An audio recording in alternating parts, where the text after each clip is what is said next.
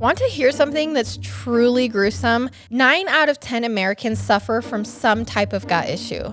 Gas, bloating, diarrhea, and acid reflux. They're so common that most people think it's a normal part of life. Not gonna lie, including me and Payton. And me. But with 80% of your immune system living in your gut, any gut problem can make it harder for your body to keep you healthy.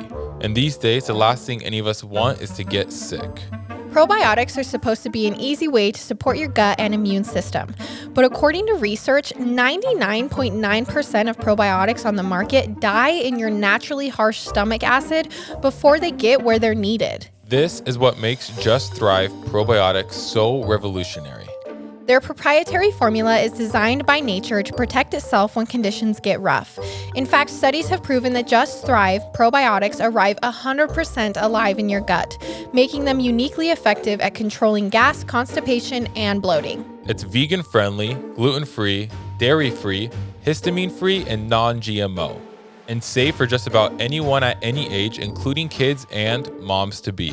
Plus, it's been loudly endorsed by some of the biggest health luminaries on the planet. So if you're looking to give your body the crucial immune and digestive support it needs so you can feel your absolute best, there's nothing like the award-winning Just Thrive probiotic. Get 15% off when you go to justthrivehealth.com and use code HUSBAND at checkout. Hey everybody, welcome back to our podcast. This is Murder with My Husband. I'm Payton Moreland. And I'm Garrett Moreland. And he's the husband. And I'm the husband. Just a reminder to everyone that our Patreon is ad-free and it's a great way to support the show. And we have some really fun additions coming to our Patreon in February that we're really excited about. So make sure you check that out. It's patreon.com/murderwithmyhusband. All right, Gary, your 10 seconds. Well, I feel like I've just been taking care of Payton this entire week because she's been sick. True. But she's slowly getting better, kind of. She all of a sudden has like a cough now, so. Yeah. But she's getting better. My throat feels better though. Yeah, so that's good. So I'm not sure how many of you know this, but I love cars. Everything about cars. And I traded in my truck and got another truck. So that could be my 10 seconds. He was very, very excited about it. If I could get a new car like every month, I totally would. You want to be Kylie Jenner? Yes. If I had the money Who Kylie doesn't? Jenner had, I would buy a new car every week. Other than that, just been driving around in my new car and taking care of Payton. Yeah, we have gone on a lot of drives this Gone on week. a ton of drives. When you're just staying home, because I'm sick, so we've just been staying home, and it's like, that's all you can do. I know, really. just go on drives. Last thing is I saw a comment on YouTube the other day that asked why Payton and I don't wear our rings. So we are wearing our rings today for anyone that is curious. I don't like to wear my ring when I go to sleep, and so I take it off, and then sometimes we'll just get up and record right away, and so I'll just forget to put it on. So if you see me without it, that's why. We actually go out quite a bit without our rings, I feel like. I know. We're always just like, Payton and I are always running around. Right. Like everywhere we go, we're just always running around with our heads cut off. Yes. Literally, I can't explain anything better than the last 2 years of our life. It's just us running around with our heads cut off. Yes. Honestly, it's exactly what it is. Okay, let's get into this. There's a lot of case sources for this week, so if you want to skippy, you can do that now while I list them. Forensicsandflorals.com, Wikipedia, theculturetrip.com, danielmorcombe.com.au, Murderpedia, abc.net, brisbanetimes.com, Casefile Podcast, thewest.com, theaustralian.com, www.news.com.au, alrc.gov.au. Our case this week begins on December 19th, 1989, when Daniel James Morcombe is born. Daniel was actually born with a twin brother named Bradley, and Bradley and Daniel have an older brother named Dean. Daniel's parents are Denise and Bruce, who met through work friends and began dating back in 1980. They eventually got married on September 3rd, 1983, and together they purchased and managed a mowing franchise that was actually pretty successful. By 2003, they scaled back their business by selling some of the franchises because at this point, they just wanted to work from home and spend time together raising their 3 boys. The Morcombe family lived in Queensland in Australia, and they had ponies, ducks, chickens, and geese that lived on their property along with a lot of fruit trees. So they had a lot of acreage. Okay. All 3 Morcombe sons loved the outdoors and playing with their animals. Daniel's pony was named Bullet. Daniel was pretty shy, but on the same note, he was kind and patient. He really did love animals, and there are several pictures of him with all different kinds of animals from when he was younger. Daniel dreamed of eventually one day becoming a veterinarian when he was older, so that's just kind of the family lifestyle that's going on for this family. By December of 2003, young Daniel is now 13 years old, but he is still that kind, animal-loving kid. And because of this sweet soul that he had, on December 7th, Daniel was planning to get a haircut and shop for Christmas presents for his parents. He was going to be able to do this on his own at 13 by taking the public transit Sun Bus. Now, before you are like, what the freak, Daniel and Bradley often rode on the Sun Bus together to get places. Think of it being like New York or somewhere where public transit is more popular. Like young kids ride the subway to school all the time in New York. So I don't think it's that abnormal that at 13 years old, Daniel and Bradley would take the public bus to go into town. Yeah, when I was in Europe for a couple years, I mean, everybody rode the bus, the subway. Didn't really matter your age. Yep. So this specific day, Bradley and Daniel were supposed to go Christmas shopping for Christmas gifts together at the Sunshine Plaza Shopping Center. Their parents were actually going to a work Christmas party, so this would be like the perfect time for them to go and get back into the house with the gifts without their parents noticing. But when the time came for Bradley and Daniel to leave to catch the bus, it was raining outside in the Sunshine Coast. Daniel didn't care. They could still get their shopping done. A little rain wasn't going to stop him. But Bradley wasn't feeling it. He opted to stay home instead. Their older brother, Dean, was going to a friend's house that night, so Bradley would actually have the house to himself. As things were decided, Bradley said goodbye as Daniel left for his haircut and Christmas shopping. Daniel leaves and begins the 15 to 20 minute walk from his home on Woombye Palm Woods Road to the unofficial bus stop under the Keel Mountain overpass in the Woombye district of the Sunshine Coast. Okay. Random note, but apparently the bus stop that Daniel is walking to is only about 1.2 miles away from Australia's noted big pineapple. Now, I know you have no idea what I just said. No idea what that is. But apparently in Australia, they have a thing about big things.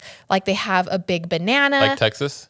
Yes. They have a big banana, a big pineapple, a big lobster, a big barrel. The list goes on. And you can literally take a road trip across Australia and visit all of their big things. Okay, I didn't know that. And the big pineapple is actually a huge fake pineapple that sits on land where previous pineapple farms have been. So this bus stop he's going to is near a landmark, we could say. If anyone from Australia is listening, I want to see a picture of you next to this big pineapple. Ooh, that's a good one. A good one.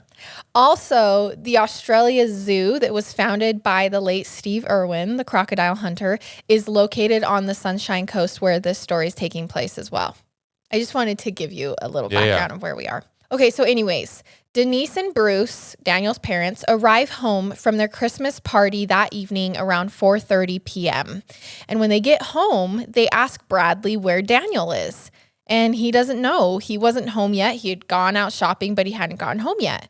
But Daniel's parents are slightly worried. There was no reason that Daniel shouldn't be home by now if all he had to do was make that quick walk to the bus, go into town, get a haircut, get some gifts, and come home. Yeah. He should have beat them home. And he's still 13 at this point, correct? Right. Okay. So, I mean, he's old enough to go out on his own, but he's not old enough to go out on his own. You know what I mean? I mean, I think about it. I mean, I would walk to Wendy's and all these food places with my friends. That was probably a mile and a half away. Same. So no difference. Right. So his parents immediately call the bus company and try to figure out which bus Daniel had taken that day. Maybe they could figure out where he was. Maybe he had gone somewhere else. This conversation with the Sun Bus Company is when Denise and Bruce's feelings go from worry to straight up panic real quick. Apparently, Daniel was planning on catching the 1:30 p.m. bus earlier that day. And earlier, I called the bus stop that he went to an unofficial bus stop Because this wasn't actually on the stop list, but locals in the area had waited under the overpass for the bus so often that now the bus just kind of stopped there. So a stranger couldn't just be like, I'm going to go catch the bus at that bus stop, because it didn't exist. Got it. But locals would wait under the overpass for the bus, and it would always stop for them. Around 1 p.m., Daniel actually walked by a small service station where Jenny, the attendant working, saw him. So we know that he was seen walking to the bus stop. As Daniel arrives at the bus stop under the overpass, a bus drives by but doesn't stop for Daniel. Apparently, the original bus that drives this route that day had broken down. And so the bus that was now driving by Daniel was the replacement express bus. Oh, man. It's always like this, like so many unfortunate events. Right. Like, what are the chances? I don't know what happens in the story yet, but what are the chances that bus day broke down. That bus is the one that's broken down, where at his exact quote unquote stop where he's at? That's just and that his twin brother Bradley had just decided not to go, right? So now Daniel's alone as well. So it's just so many things that are innocent things. They're innocent things. They mean nothing. But then when they're all together, it's just like, how the crap is this happening? So a passenger on the replacement bus actually scolds the driver for not stopping and just letting Daniel on, but it doesn't do anything. The driver passes him by and actually radios the depot for another bus to come pick up Daniel under the overpass instead. So everyone on the bus sees Daniel. The driver sees Daniel. They keep driving, and he radios for another bus to come get him instead. The replacement bus drives away from the underpass, leaving 13-year-old Daniel to wait around for the next bus that was supposedly coming. Around 45 minutes later, the other bus finally shows up to the unofficial stop, but by that time, Daniel was gone. No way. Why? And his parents are just now learning all of this on the phone with the bus company. Okay. They say that they never actually picked Daniel up that day. There had been so much confusion. By the time they sent someone out there, he was gone. They assumed that he had just opted not to take the bus. Denise and Bruce immediately get in their car and slowly drive along the route, thinking that they would find Daniel stranded somewhere. But they were unsuccessful. They then decided to try and search their own and nearby properties. Maybe he was just somewhere else, but they still couldn't find him. When it got dark, they defeatedly called the police to report their son missing. They tell police they know that something is wrong now because Daniel was actually afraid of the dark. And if he was out on his own and okay, he would have made it a priority to be home by now. Oh, this is horrible. Police begin their investigation into 13-year-old Daniel's disappearance. According to forensics and florals.com, it would go on to infamously become the biggest police investigation in Queensland history. Really? Mm-hmm. So if you're from Australia, you most likely know this case. And if you're from America, you might have heard of it. And if you're Garrett, you have never heard of this your entire life. Daniel was last seen wearing a red Billabong t-shirt, navy blue shorts, and gray Globe sneakers. Police begin canvassing the route that Daniel was last seen walking, and they are calling out for him. While searching for Daniel, witnesses confirm that they did see a child matching Daniel's description underneath the overpass that day, drawing in the mud with a stick. How long was it from when the first bus came to the next bus? 45 minutes. 45. That's a long time. Yes. Okay. The bus driver of the shuttle confirmed that no one was at the underpass stop when he had arrived, the second bus. And he had actually spent his whole shift driving along the route and picking up passengers along the way who were stranded by the earlier bus that broke down. Okay. So when I read this, something kind of clicked for me. I think that the first bus just passed him by because there was already another bus whose job it was to drive and pick up these people because they were behind schedule. Okay. So they were just going to keep all the other buses on schedule and send one bus to go pick up everyone who was affected by this broken down bus. Yeah, that makes sense to me. So that's what I think happened. The website, again, forensicsandflorals.com, provides a very detailed mapping of the distance walked by Daniel that day and the surrounding landmarks that can be helpful to understand. So we will put that graphic up on our YouTube and social channels for people to check out as well. With nothing coming from the foot searches being done, police decide to reenact Daniel's last steps to see if they just missed anything. This is done on the morning of December 14th, 7 days after Daniel vanished. At the same time this is happening, police are also immediately looking into known convicted sex offenders in the surrounding area. This is pretty standard in a suspicious child disappearance that they immediately look into that. They discovered that there were several known convicted pedophiles in the area, and so one by one, police began interviewing all of them to solidify their whereabouts during the time that Daniel went missing.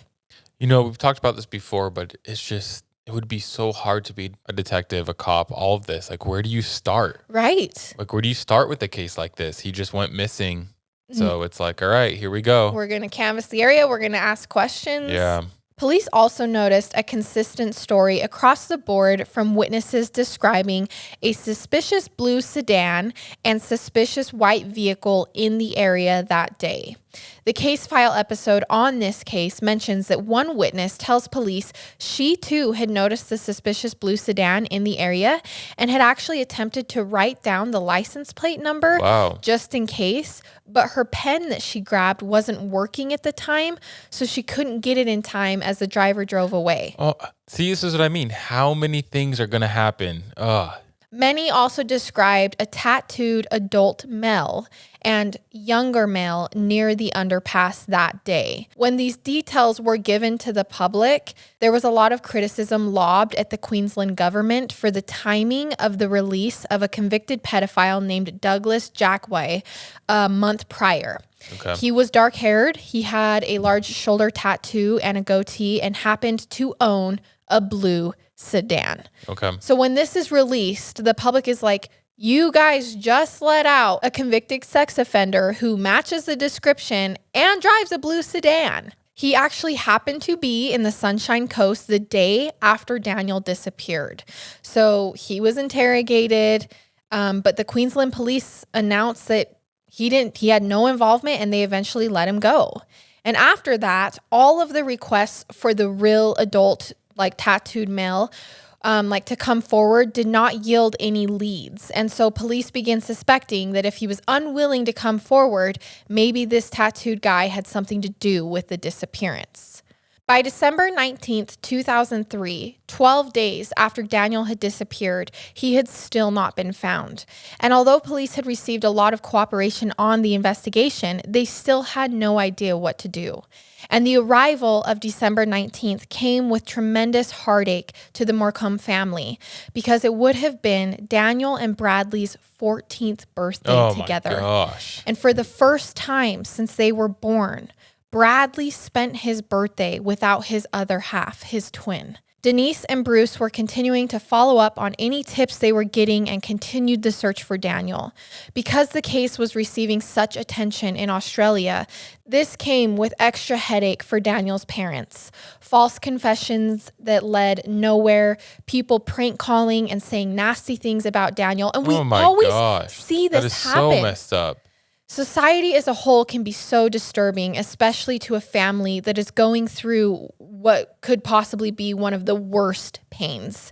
It was around this time that Bruce and Denise began publicly referring to Daniel's disappearance as an abduction. They knew someone had taken their son. Yeah. Christmas 2003 came and went without any news about Daniel. By April 20th, 2004, 4 months after Daniel vanished, the first day for Daniel was held in Brisbane. Bruce and Denise released 1,000 red balloons into the air as part of a campaign to increase awareness for Daniel's abduction in hopes for more leads. Over 1 million missing person posters had been distributed by this point. Holy crap. By October 2nd, 2004, a reward was posted by the Queensland government for information leading to an arrest or conviction in this case. This amount was noted as the biggest reward in Queensland at the time. The announcement led to over 8,000 calls to Crime Stoppers. How do you even filter all of those? You just follow up every lead. There has to be so many people, like volunteers, wanting to work and filter through all those. There was just hundreds of police who have worked this case over the years because with 8,000 tips coming in. It's the biggest investigation in Queensland history. And 98% of them are going to be just... lead you nowhere. Yeah. In November 2004, a sketch of an older Caucasian male with dark hair and a goatee was released to the public about this case. Police announced they believe this man was with Daniel at the bus stop before he vanished. On December 7th, 2004, the 1-year anniversary of Daniel's abduction, about 1,000 people attend a service to remember the anniversary, and a memorial is constructed at the bus stop that Daniel was last seen. By February 2005, Bruce and Denise launched the Daniel Morcombe Foundation. The goal was to educate children on personal safety and to ensure that Daniel would never be forgotten. By this point, the family had been completely overwhelmed by emails and letters in which they all followed up on but never got anywhere. All of this probably caused the family more anxiety and grief, but like, what are you supposed to do in this situation? Yeah. Give up, not follow them, not listen to every email? Another 2 years goes by in the investigation with no movement released to the public or the family. By December 2007, the Morcombe family sell their family home and finally pack up Daniel's old room and belongings that they had left untouched for all of those years. And just a year later, on December 1st, 2008, the amount of the reward for information is increased to $1 million. Oh my gosh. So they're working hard at this. Yes. I don't know how else to explain it. Yeah. They're still looking into it. They're still working. This donation was for $750,000, and it was via a private donor. That's so awesome. And it was set to expire in May of 2009. Okay. So this tactic was basically forcing anybody who might know anything to come forward before then if they want the reward money. This is really not a bad tactic if you believe that someone out there knows something but is protecting someone else. So they won't come forward, like a girlfriend, a cousin, a family member. But it's hard to deny $1 million. Right. So the remaining $250,000 would stay forever. Only the $750,000 from the private donor would expire. This was obviously the largest sum of reward money it set a record in Queensland. And Daniel's case was reported on the news every year on his anniversary. But 6 years after the abduction, July 5th, 2009, with no one providing information worthy of the $1 million, the $750,000 is pulled, and Daniel's parents are beginning to feel as though their son's case is coming to a standstill. Gosh, it's horrible. I know someone knows something. Right. They decide to call for a coronial inquest into their son's disappearance. Now, a coronial inquest is a judicial inquiry held to establish the facts that led to an incident, like a cause of death. Mm-hmm. While not all deaths require an inquest or investigation, the information is reviewed to determine what the next steps are. This is like obtaining a medical examiner's report on the cause of death in the USA, determining if the manner of death was homicide and would lead to an arrest or conviction. It takes some time, but by October 13th, 2010, a coronial inquest led by State Coroner Michael Barnes begins. The inquest is held in Brisbane and it adjourns on April 6, 2011. The results are a 71-page document outlining the findings. This is basically just a step in the right direction for the Morcombe family and their feelings on Daniel's investigation. Like, they're getting somewhere, they're finding, are we going to say it was a homicide? Is he still missing? Yeah. What's going on? It had now been 8 years since Daniel disappeared. That is such a long time. So long. That is almost a decade. He would have been 21. Right. Almost 22, I think. Right. His family was still hurting for answers and justice. Bradley without his twin for 8 years. And it really feels like not much physical movement on this case investigation-wise. Like, they've never even really had a strong suspect. That was until August 13th, 2011. When police announced that they have arrested 41-year-old Brett Peter Cowan for the abduction and murder of Daniel Morcombe. Out of nowhere? Out of nowhere. Like, did the family even know this was happening? It doesn't say whether or not the family knew, but the family definitely didn't know details. They didn't. Okay. They just might have known before everyone else that there was an arrest. They had no idea how But or the why. news sources and all them probably didn't know. Were taken aback. Had Okay. no idea, especially because it's been 9 years. Which I feel like usually is the best or smartest way to do it, because obviously if the police arrested him, they obviously knew something Right. that they had been keeping quote unquote secret Right. from the Correct. public. If police don't need the public's help in solving a case, there's no reason they need to release the information. Yep. His official charges, Brett's, were murder, deprivation of liberty, child stealing, indecent treatment of a child under 16, and interfering with a corpse. It's like first degree murder. Right. So when this is released, people are like, oh crap. Like, they for sure know that Daniel was murdered. So what do they have? What do police know that everyone else doesn't know? Well, then obviously the family has to know something at this point. Something at this point. But they don't know exactly what happened, right? Or they don't know where his body is yet at this point? Yes. Okay. So this is one of the biggest cases in Australia, and they've made an arrest. I would assume for people who had been following this case, it felt similar to how most of us felt when they announced they had made an arrest for the Golden State Killer. Like, monumental, but where did this come from? Like, none of us even knew that they were even close to this. And then all of a sudden they're like, hey, we've solved one of the most infamous cases in the United States. Back on December 14th, 2003, literally just a week after Daniel was taken, when police were interviewing local known predators, they interviewed Brett Cowan. Interesting. Okay. During his initial interview with police, Brett even admitted to traveling along the road that Daniel was last seen just the day before. He put himself there at the time that Daniel was taken, but told police he was running an errand and did not see anything. Again, according to the case file episode, there were 39 known pedophiles in the area at the time of Daniel's disappearance. And after talking to most of them, police narrowed down a list of 7 possible suspects. Brett Cowan was person 7 on that initial list in the month after Daniel went missing. I include this not to frown upon the police investigation, but to speak once again to offender case management and the ability of tracking criminals after they've been released. Obviously, this depends on the type of legal system and what country you are in, but in most countries, sexual offenders register in the area that they live for public safety. Even then, I feel like the tracking system isn't. That's what I'm talking about. There's a lot to it. Despite this system that is in place and the fact that the police did immediately interview Brett Cowan, he evaded arrest for almost a decade. Like, how is this possible? And it gets worse.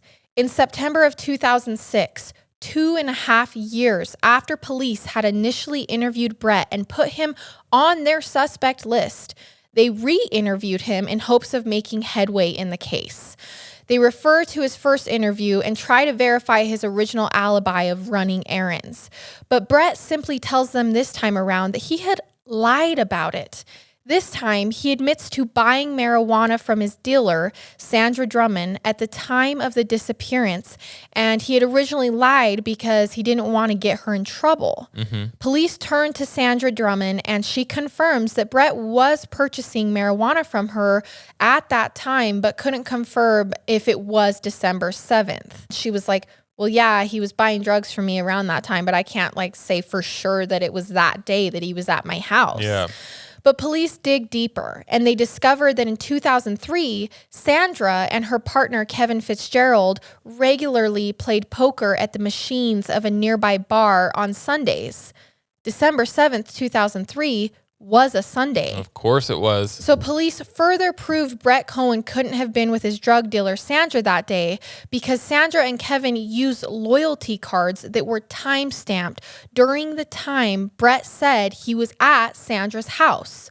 So they literally have cards saying that she wasn't at her house when he's saying, no, she was my alibi. So where is all this coming from? Did a new detective come in? Did Yes. a new officer come in and go through it all? Or how's all this just popping up? Correct. So it's been 9 years? Yeah, 8 years, 9 years. Yes. Yeah. And so, and I said over hundreds of detectives worked this case. And so what normally happens is they interview him, they put it away. Someone else is assigned to the case. They come in, they pull everything out, and they're like, well, maybe we should re-interview this guy. Yeah. So that's how these like interviews keep happening over time. But despite this, despite them literally proving Brett's alibi wrong and the fact that he had lied, police do not arrest Brett. Now, this is so frustrating, but hindsight is 2020. I mean, it seems so obvious to us, and it is very easy to talk about true crime and say, but what about this? Why didn't they do this? We just don't know all of the details at the time, though. They probably really didn't have enough information to... Correct. I mean, by this point, they had received so many false confessions. Yeah. And there was so much attention on this case. It was a huge investigation. And maybe that was the problem. Maybe there was so many details that they couldn't actually narrow in on the ones that mattered. But in April of 2011, police decided to once again have another go at Brett Cowan. So this is now the third group of police detectives who are like, we're going to look at him again. On a flight back to Perth, Brett meets Joe Emery. That's his name. And they talk their whole entire flight. Brett was very impressed by Joe's criminal background, and they exchanged phone numbers to stay in contact. Now, yes, I just said Brett was impressed because Joe was also had a criminal past. Like, he was a criminal. Oh, you meant criminal. I thought you meant police. Like he was a detective or something. No, he was a bad guy, and Brett was impressed by him. Oh my gosh. So they share numbers and they stay in contact. Now, unbeknownst to Brett, meeting Joe on the airplane was not chance at all. Undercover cop. The police had started an undercover police operation. Another officer was posing as a crime boss named Paul Fitzsimmons, who people referred to as Fitzy.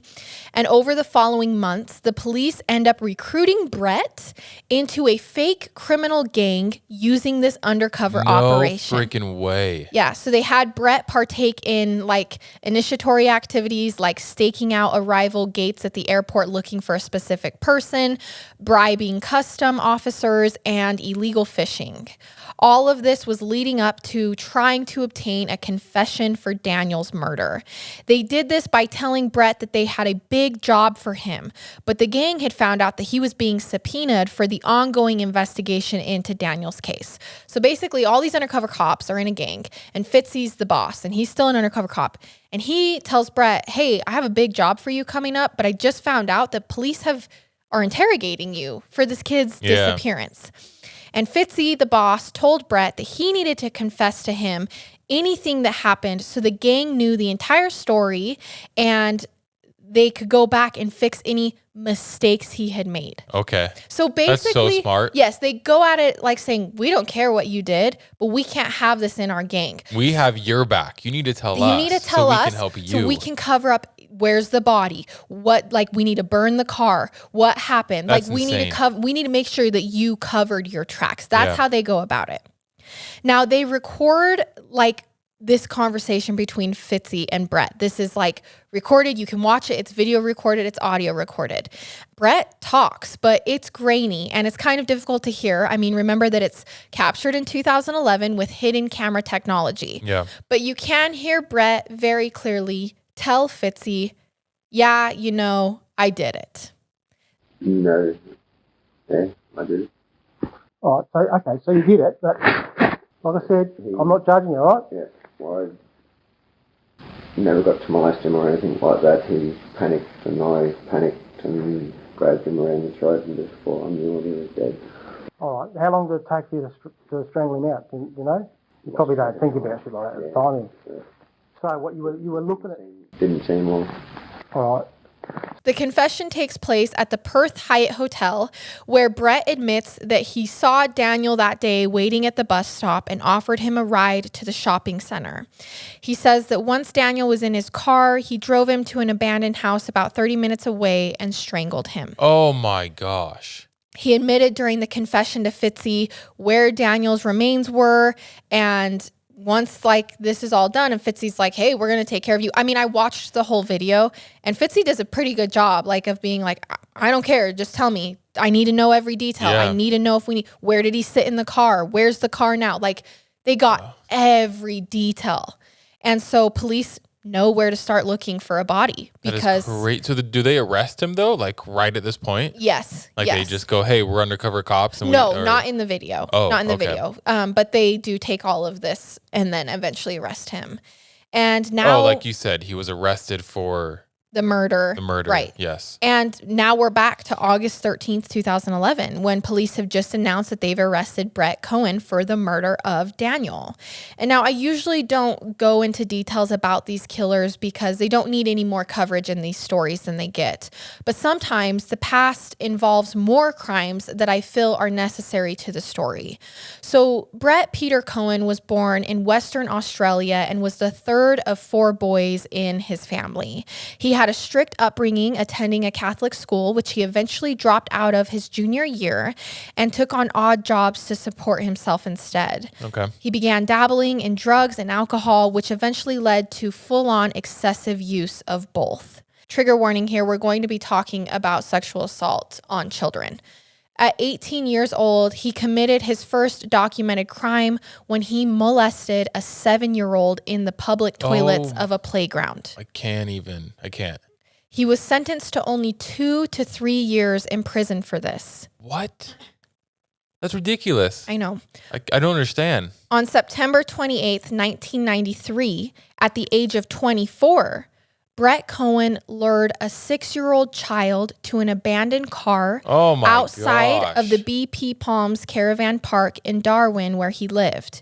When the young child came with him, Brett went on to sexually assault the child and leave.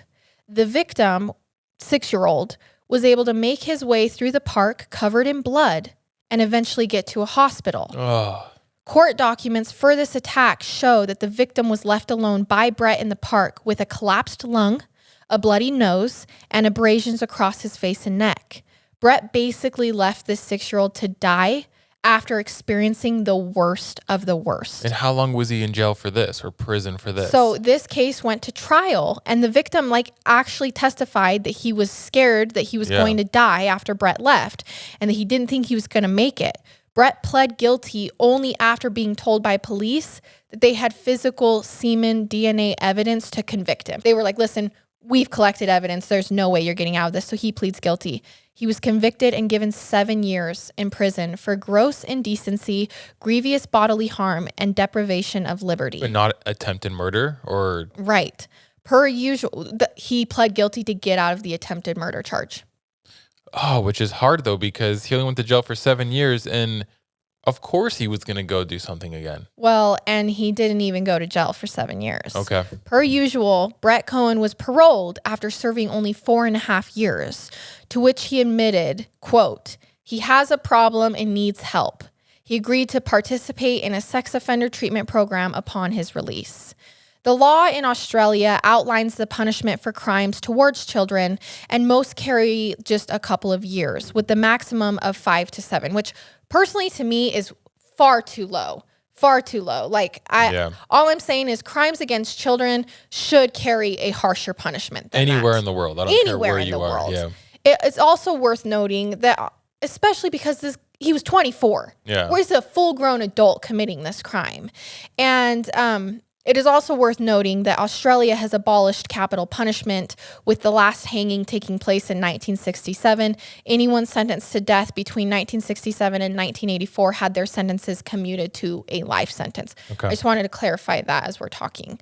It was at this point in Brett's life that he then moved, after getting out of prison for basically leaving a 6-year-old to die, that he moved to the Sunshine Coast, where he allegedly became a Reformed Christian, attending church and living with his pastor, Uncle Keith, and Aunt Jenny. Okay. He claimed that he had given his heart to God and was no longer taking drugs. That Sun Coast church was only 100 yards away from the Keel Mountain overpass where he would go on to kidnap and kill Daniel. By 1999, Brett meets Tracy through the Christian Outreach Church, and they get married. Tracy knew about Brett's past, but says that being a good Christian means that she would forgive him for his sins. Now, I think I'm a little puzzled by this, but we won't even go into that one. Together, Tracy and Brett have 3 sons, but after 5 years of marriage in 2004, after Daniel's disappearance, they get divorced and she gets custody of their sons. No credible sources stated whether the divorce had something to do with maybe her knowledge of his involvement in Daniel's disappearance, because it was a year after this happened. But Daniel was Brett's 3rd documented crime against children, but reporting speculates that he most likely had more victims. I was just going to say 3rd documented. Correct. Like, give me a break. Because his first one was like full on taking a child into a bathroom. And I feel like molestation starts a little less aggressive than that. Oh, and then he took a kid and almost killed him in the Correct. park. Right. And then eventually killed a kid. Yes. So friends who grew up with Brett have since come forward and claimed that Brett would torture animals when he was younger. And as we know, this is one factor of the McDonald triad, which is also known as the homicidal triad. According to Wikipedia, the McDonald triad is a set of 3 factors, the presence of any 2 of which are considered to be predictive of or associated with violent tendencies, particularly with relation to serial offenses, which is where we say the triad equals serial killer. That's where we get that. Mm-hmm. The triad links cruelty to animals, obsession with fire setting, and persistent bedwetting past a certain age to violent behaviors, particularly homicidal behavior and sexually predatory behavior. Now, we're not saying that if your kid is wetting the bed, that he's going to go on and become a serial killer, he or she, but this is just a study that has been done. After police arrested Brett for Daniel's murder, they began searching bushland in the Sunshine Coast. But the search was impacted by bad weather that made it particularly difficult. Australian bushland is like American forest land, so similar, except that the Australian bushland contains more steep and rugged terrain than most American forests. On August 17th, 2011, while searching, police find one of Daniel's shoes that he was last seen wearing. Wow, his shoe was still there? Still there. It's dirty and old. Oh, I mean, the picture's really sad. It was sat out there in the weather for 8 years. 3 days later, on August 20th, 2011, the second shoe is found along with the first human bone. Okay. DNA confirms that both the shoes and the bone belong to Daniel. After which, an estimated 17 bones were found during the search of Glass House Mountains: a rib, a hip, an arm, leg bone, and vertebrae. I want to note here that the scenic landscape of the Glass House Mountains, like where pieces of Daniel's body was found, is very beautiful. It has a lot of old volcanic craters and plenty of rock climbing, and it is actually a National Heritage Site and was a meeting place for the indigenous people. The terrain is beautiful but dangerous, as many rock climbers have actually died trying to climb this mountain. It would have been hard to search 8 years ago, dangerous to do unless you were sure that something might be out there. Yeah. And I'm only prefacing that because you might be like, why haven't they searched this already? Well, unless you're for sure, it's very dangerous to search. On October 14th, 2011, Bruce, Denise, 21-year-old Bradley, and 23-year-old Dean visit the site where Daniel was found in the Glass House Mountains and hold a private ceremony with a priest. On November 26, 2012, Brett Cowan's committal hearing begins in the Brisbane Magistrates Court. On December 7th, 2012, exactly 9 years after Daniel was murdered, a funeral is held for Daniel at the St. Catherine of Siena Church on the Sunshine Coast. Oh, that's so heartbreaking, honestly. I know. He was laid to rest at the Wondery Cemetery. 2 years later, on February 10th, 2014, Brett Cowan's trial starts. 2 years is what it took to make this trial work. And it starts in the Supreme Court of Queensland. He is publicly presented as a serial pedophile. On March 13th, 2014, the Supreme Court jury finds Brett Cowan guilty of murder, indecent treatment of a child, and interfering with a corpse.